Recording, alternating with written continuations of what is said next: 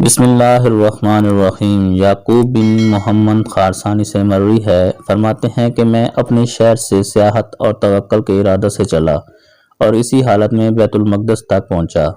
بنی اسرائیل کے ایک غار میں بہت دنوں تک رہا، کچھ کھایا نہ کچھ پیا، یہاں تک کہ موت کے قریب پہنچا۔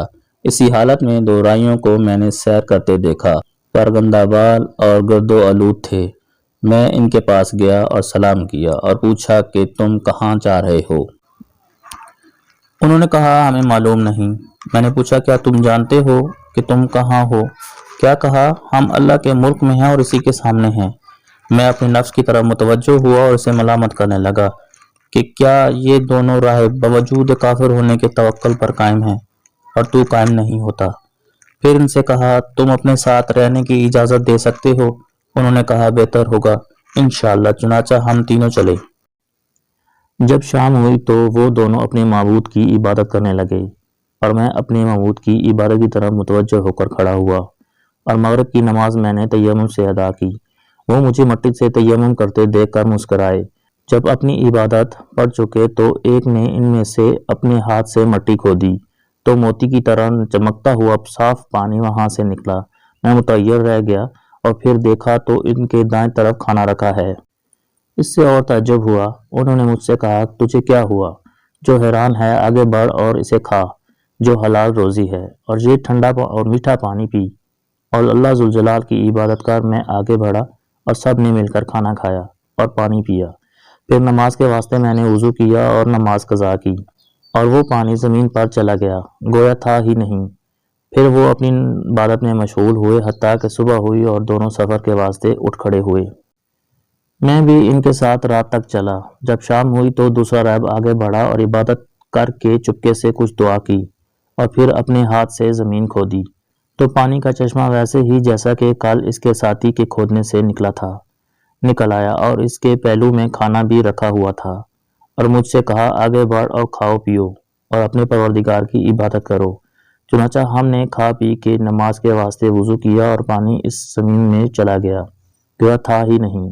جب تیسری شب آئی تو انہوں نے کہا اے محمدی یہ رات تیری ہے اور آج باری تیری ہے۔ فرماتے ہیں کہ مجھے ان کے اس قول سے شرم آئی اور دل میں ایک سخت حالت طاری ہو گئی۔ میں نے کہا انشاءاللہ اچھا ہی ہوگا۔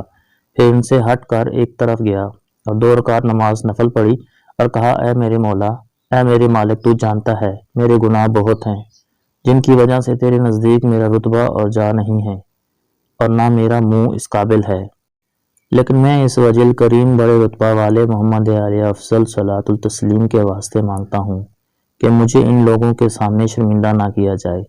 جب میں دعا سے فارغ ہوا تو میں نے دیکھا کہ ایک چشمہ جاری ہے اور میرے پہلو میں کھانا رکھا ہوا ہے۔ میں نے ان سے کہا آگے بڑھ کر اللہ کے فضل سے کھاؤ۔ چنانچہ وہ آگے بڑھے اور ہم تینوں نے کھایا پیا اور ہر حالت میں اللہ کا شکر ادا کیا اور اسی حالت میں رہے کہ میری دوسری باری آئی۔ پھر میں نے پہلے کی طرح دعا کی اور پانی کا چشمہ نکل آیا اور کھانا بھی حاضر ہو گیا۔ جب تیسری باری آئی تو میں نے اسی طرح دعا کی تو 2 آدمیوں کا کھانا اور انہی کا پانی آیا۔ میرا دل ٹوٹ گیا۔ انہوں نے کہا اے محمدی یہ حادثہ تم پر کیوں پیدا ہوا؟ کیا تم اپنے کھانے پینے میں نقصان نہیں دیکھتے ہو؟ میں نے کہا تمہیں معلوم نہیں کہ یہ امر اللہ تعالیٰ کے اختیار میں ہے اور ہم اس کے حکم اور ارادہ کے نیچے ہیں، اور ہمارا دین یہ چاہتا ہے کہ کبھی تکلیف ہو کبھی راحت، کبھی آرام ہو تو کبھی دکھ، اور کبھی عطا ہو اور کبھی منع، تاکہ ہمارے ممبر کی آزمائش بھی ہو جائے۔ انہوں نے کہا اے محمدی تم نے سچ کہا، وہ بڑا رب ہے اور اسلام اچھا دین ہے۔ اپنا ہاتھ بڑھاؤ تاکہ ہم کلمہ شہادت پڑھیں اور دین اسلام حق اور اس کے سوائے سب باطل ہیں۔ میں نے ان سے کہا اے بھائیو کیا تم کسی شہر میں چلو گے تاکہ جمعہ اور جماعت میں شامل ہو سکے، کیونکہ جمعہ حج مساکین ہے۔ انہوں نے مجھ سے کہا یہ اچھی راہ معلوم ہوتی ہے اور اچھا فضل ہے۔ جب ہم اس ارادہ سے چلے تو سامنے ایک عمارت نظر آئی۔ اندھیری رات تھی، غور سے دیکھا تو ہم بیت اللہ میں تھے۔ ہم اس میں داخل ہوئے اور ایک مدت تک اس میں مقیم رہے، اللہ کی عبادت کرتے تھے، اور ہمارا رزق ایسی جگہ سے عطا پہنچتا تھا جس کا گمان بھی نہ تھا، حتیٰ کہ دونوں ساتھی وہیں رحمت حق میں پہنچے اور مر گئے۔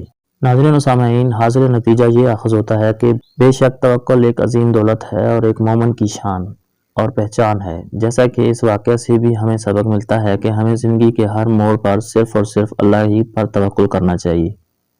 دعا ہے کہ اللہ تعالی ہمیں بھی متوکلین کی صفت میں شامل کرے۔ آمین رب العالمین۔